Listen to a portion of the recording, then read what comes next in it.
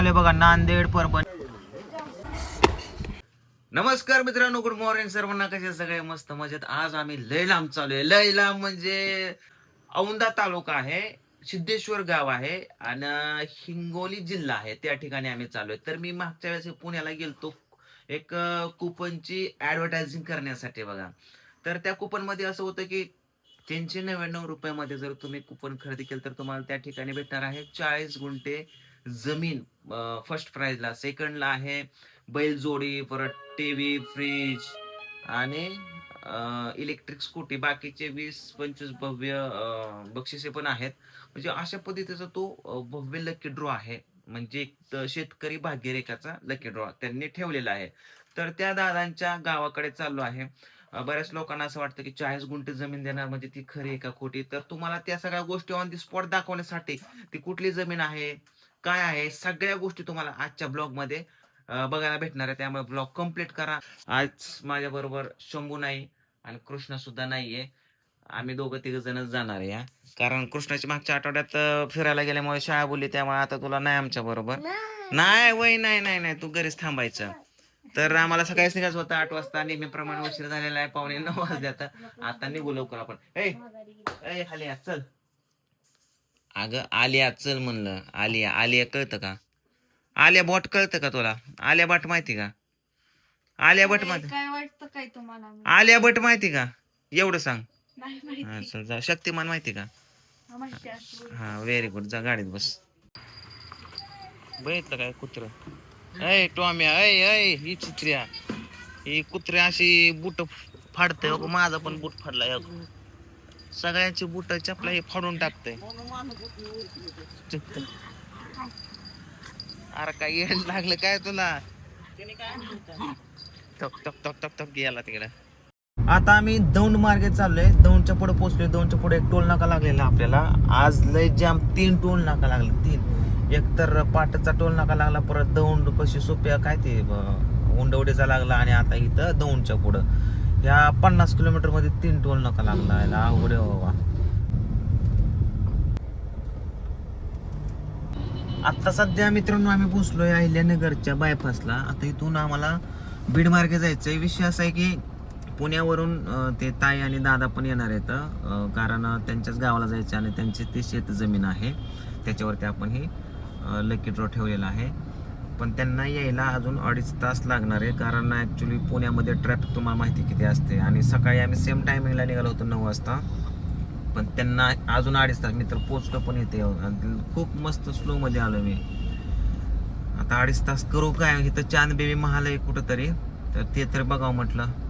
बघायचं का चांद बेबीचा माल? सुप्रसिद्ध आहे. रस्त्याने दिसायला लागलाय चांद बेबीचा माल. हेच आहे ना रे? चला चांद बेबी महाल बघितला आपण. इथं आलो. ठीक आहे, चला आता खाली जाऊया. पिवड्या चल खाली. वळका टाकणं बाबा. चष्मा काढू दे मला. खतरनाक रोड आहे बाबा. कसा होता बे वाटतंय बाबा. नग माझं लग्न नाही झालं आणि पाय बी मोठं अवघड व्हायचं. माझं लग्न झालं मी काय आता असावं. उड्या मारते का आता? जरा कसं असतंय.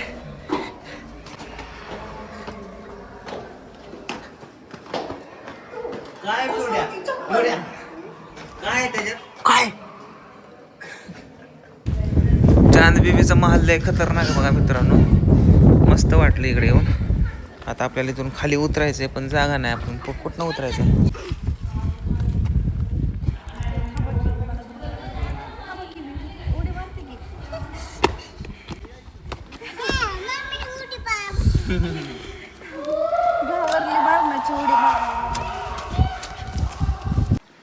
इथंच आता आम्ही जेवायला बसलोय मस्त पैकी. झाड बघून जेवण करतो तोपर्यंत ते लोक पण येतील. आणि मस्त असं वातावरण आहे. तर मागच्या महाल जेवण बिवण मस्त वाटतंय. जेवण बिवण झालं मस्त पैकी. आता ते पण आल्यात जवळ. 1-15 मिनिटात येतात. आता चला आपण जाऊ. त्याच्या मागे घर दिसतं ना मित्रांनो. त्या घरामध्ये त्या काळचा शस्त्रसाठा असा साठवून ठेवलेला आहे असं म्हणतात. म्हणजे मला अक्षयच म्हणते. मला माहित नाही. आता आम्ही पाथर्डी मध्ये पोहोचलो या. आणि अजून बरेच किलोमीटर 200-250 किलोमीटर आहे. पण म्हणलं ज्यूस पिवा जाता जाता ऊसाचा, तर ऊसाचा गाडा सापडा ना आम्हाला. गेले 20 किलोमीटर झालं. म्हणजे मागं होता बघा तिकडं नगरपाशी, पण इथं ऊसाचा गाडा सापडा नाही. ट्रॅक्टर दिसतात ऊसाचे, गाडा सापडा नाही. आता म्हणलं कारखान्यावरती जाऊनच ऊस प्यावं लागतंय, आपलं रस प्यावं लागतंय काय की असं वाटतंय. हे बघ ना, गाडा कुठं सापडा नाही ऊसाचा. कसं काय पूजा, तू काय बियाणे बंदी लावली काय गाडीवर? मी कशाला लावू? मित्रांनो, आता सध्या आम्ही इथं पोहोचलो या पाथर्डीच्या पुढे. मोठा देवी बघा इकडे वरती बघा, मोठा देवीची कमान आहे इथं बघा, मोठा देवीची कमान. गेल्या 3 ते 4 वर्षापूर्वी मी इथं मोठा देवीला आलो होतो. तिथं आम्ही व्हिडिओ पण शूट केले होते एका कार्यक्रमासाठी आलता. आता ही कशामुळे हसतात तुम्हाला सांगतो एवढा.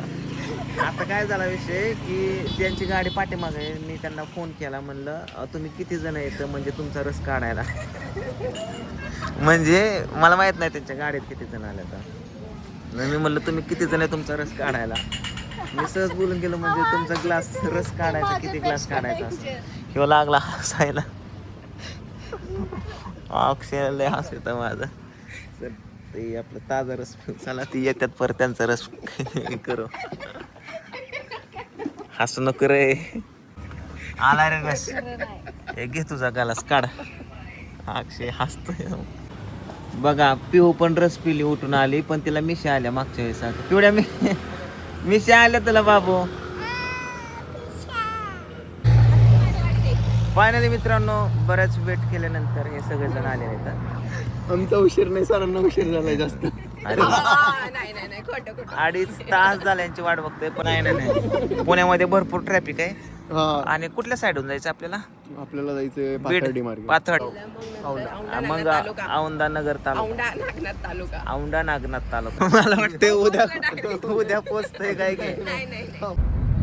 आता थोडासा नाश्ता पाणी करून आता आम्ही मोठा देवीपासून पुढे आलोय, लांब आलोय. आता पाथर्डी वगैरे लागणार आहे. पाथर्डी, मांजलगाव आणि पुढं डायरेक्ट जायचं आज आपल्याला औंध्याला. आणि आज तिथे स्टे करायचं आपल्याला. आणि तिथून पुढे उद्या सकाळी जायचं आहे सिद्धेश्वरला, त्यांच्या गावाकडे. मग त्या ठिकाणी सगळ्या गोष्टी मी एक्सप्लोअर करणार आहे. तर सध्या तरी आता आम्ही पोहोचलोय 4:30 वाजल्यात. कुठं पोहोचलो माहित नाही, पण इथून अजून आम्हाला 200 किलोमीटर जायचं. रात्रीचे आम्हाला 8-8:30 वाजणार आहे जायला. प्रवास करून करून ज्या वैताग आलाय. मागच्या आठवड्यात मालवण, त्याच्या आधी पुणे. रात्री पण उद्घाटनाला गेलो होतो. रात्री 1 वाजता झोपलोय, पहाटे 5 वाजता उठलोय. जाम म्हणजे असं वैताग आलाय फिरायचा.